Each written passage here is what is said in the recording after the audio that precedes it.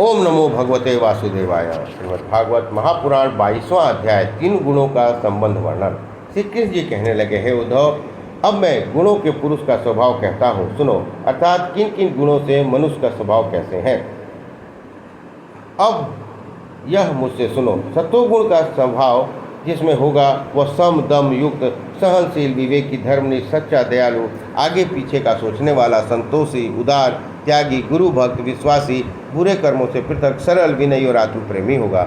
रजोगुण स्वभाव वाला, स्वर्ग पाने के लिए इच्छा रखने वाला, यज्ञ करने वाला, मदपूर्ण, लाभ होने पर भी असंतोषी, गर्वी, धन पाने की लालसा से देवताओं का उपासक, मोह बुद्धि वाला, विषय भोगी, घमंडी, अपनी प्रशंसा चाहने वाला, बल से ही प्रयत्न करने वाला होगा। तमोगुणी स्वभाव वाला पुरुष क्रोधी, लोभी, झूठा, हिंसक, याचक, दंभी, मेहनती, कलही, शोकित, मोही, दुखी, दीन, आलसी, कामातुर और जड़ होगा। यह तीनों गुणों की वृत्तियां हैं। अब इनका मेल सुनो। मैं शांत हूँ, मैं कामी हूँ, मैं क्रोधी हूँ, ऐसा विचार गुणों के मेल से ही होता है। इससे इंद्रिय और प्राण के व्यवहार तीनों गुणों के मेल से हैं, ऐसा मानना चाहिए। जब पुरुष अर्थ, धर्म, कर्म को में लपटा है, तब तीनों गुणों का आदर, प्रेम और धन दिलाने वाला प्रेम जानना चाहिए। जब पुरुष की रुचि सकाम, कामना रहित धर्म की होती है, तो वह गृहस्थाश्रम में लपट जाता है और अपने धर्म में आसक्त रहता है। यह भी गुणों का ही मेल है। पुरुष को सम आदि सतोगुणी, काम आदि से रजोगुणी और क्रोध आदि से तमोगुणी माना जाता है। जब स्त्री या पुरुष बिना कुछ कामना के अपने धर्म का बर्ताव करते हुए प्रेम भक्ति से मेरी पूजा करते हैं, तब उनका स्वभाव सत्वगुणी मानना चाहिए। विषय भोग की आशा रखकर अपने कर्म से मेरी पूजा करता है, वह रजोगुणी स्वभाव का। जो हिंसा, बकरे आदि का बलिदान कर मेरी पूजा करते हैं, वो तमोगुणी स्वभाव के समझे जाते हैं। हे उद्धव जी, ये तीनों गुण जीव के हैं, न कि मेरे, क्योंकि वे जीव ही मन में उत्पन्न होते हैं, जिससे यह देह, इंद्रिय आदि में मोहित हो बंधन में पड़ जाता है।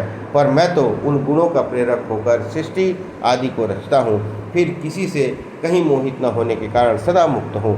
इन्हीं कारणों से तो मुझ में और सब जीवों में बड़ा अंतर पड़ा है। परमात्मा में स्वभाव से उत्पन्न होने वाली भक्ति सात्विक, कर्म की भक्ति राजस, अधर्म की भक्ति तामस और मेरी सेवा की भक्ति निर्गुण मानी जाती है।